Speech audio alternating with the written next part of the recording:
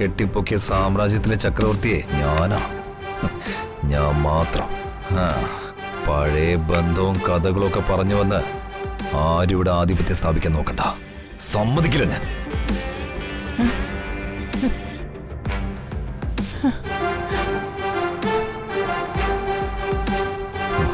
നിരഞ്ജൻ മരണം ഇരന്ന് വാങ്ങാൻ വന്ന പടുവിഡ്ഢി.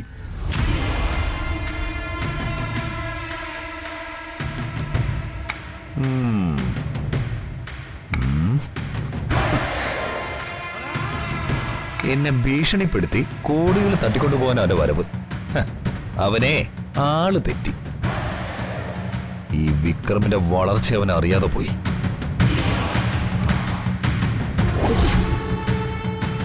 കോടികൾ സ്വന്തമാക്കിയ ചരിത്രമേ വിക്രമിനുള്ളൂ. അല്ലാതെ അങ്ങോട്ടേക്ക് കൊടുത്ത ചരിത്രമൊന്നും ഇല്ല. എന്തൊക്കെയോ പിച്ചും പേയും പറയുന്നല്ലേ. രാവിലെ തന്നെ വിക്രമിന് ഇതെന്ത് പറ്റി? വഴിയുണ്ട്.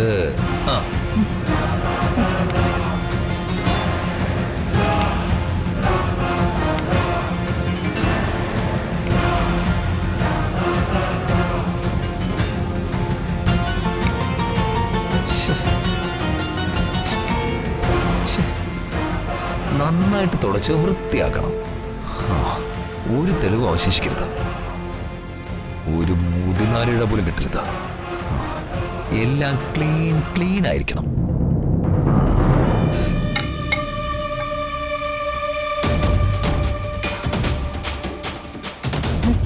കണ്ണടച്ച് തുറക്കുന്നതിന് മുമ്പ് യജമാനൻ വൃത്തിനുമായോ?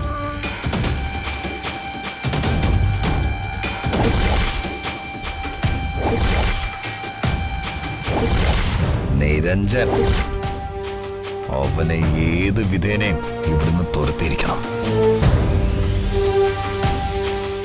പറ്റുമെങ്കിൽ ഒരു വിസ സംഘടിപ്പിച്ച് ആ തല തിരിഞ്ഞവനെ 7ാം കടല് കടത്തിയിരിക്കണം.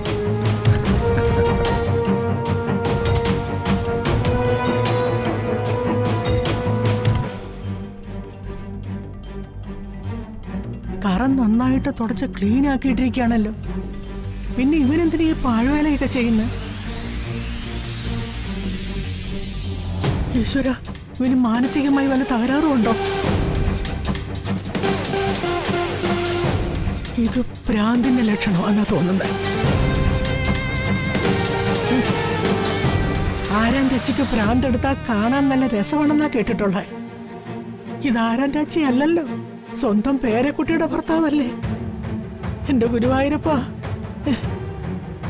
ഇവന്റെ ബുദ്ധിക്ക് തകരാറൊന്നും വരുത്താതെ